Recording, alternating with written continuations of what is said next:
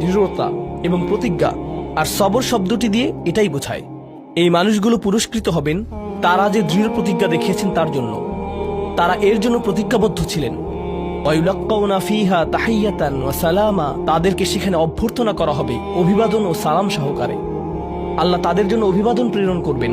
আল্লাহ শুধুমাত্র তাদেরকে ভালোবাসবেন না, বরং তিনি তাদেরকে এখন সম্মানিতও করছেন। এরা হলেন আল্লাহ কর্তৃক বিশেষ পুরস্কার প্রাপ্ত। খালিদিনা ফিহা হাসুনাত মুস্তাকাররা ওয়া মুকামা, তারা অবিশ্বাস্য সেই সম্মানের মাঝে এবং সেই সুউচ্চ প্রাসাদের মাঝে চিরকাল থাকবেন। কি চমৎকার স্থান! স্বল্পকালীন এবং চিরকালীন অবস্থানের জন্য। তো আল্লাহ এটাকে জাহান্নামের সাথে তুলনা করেছেন, তাই না? জাহান্নামীরা বলবে, আমি এখানে স্বল্পকালের জন্যও থাকতে চাই না, চিরকালের জন্যও থাকতে চাই না। আল্লাহ বলেছেন, জান্নাতের স্বাদ যদি তুমি সামান্য পরিমাণেও পাও, তুমি এটা আকাঙ্ক্ষা করবে, তুমি এটা চিরকালের জন্য চাইবে। আল্লাহ আমাদের সকলকে চিরকালের জন্য জান্নাতে প্রবেশ করান।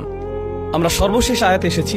আমি জানি যে আমি অতিরিক্ত সময় নিয়েছি। প্রশ্ন উত্তরের জন্য আপনাদের কিছুটা সময় আমার দেওয়া উচিত। আমার আর 4-5 মিনিট প্রয়োজন।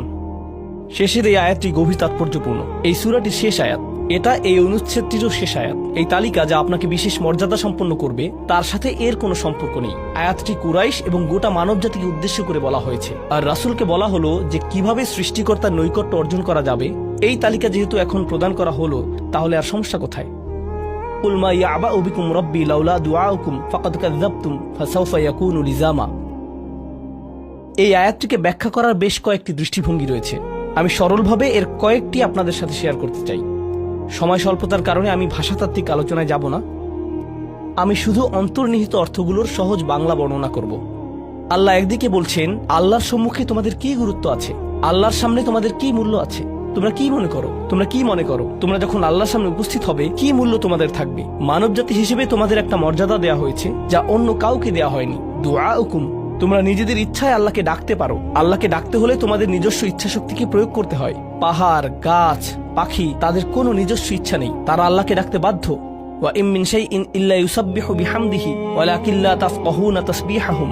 তোমরা আল্লাহর কাছে মূল্যবান যদি একটি জিনিস না থাকে, আর তা হলো তোমাদেরকে বাছাই করা হয়েছে তাকে ডাকার জন্য, কিন্তু তোমরা সেই দায়িত্বকে পরিত্যাগ করেছো।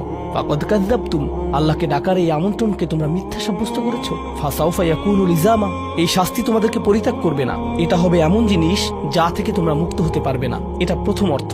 আয়াতটির আরেকটি অর্থ হলো, আল্লাহ কাফেরদের এবং যারা সকল ধরনের পাপ কাজ করে তাদেরকে বলছেন, আমার কাছে তোমাদের কোনো মূল্য নেই।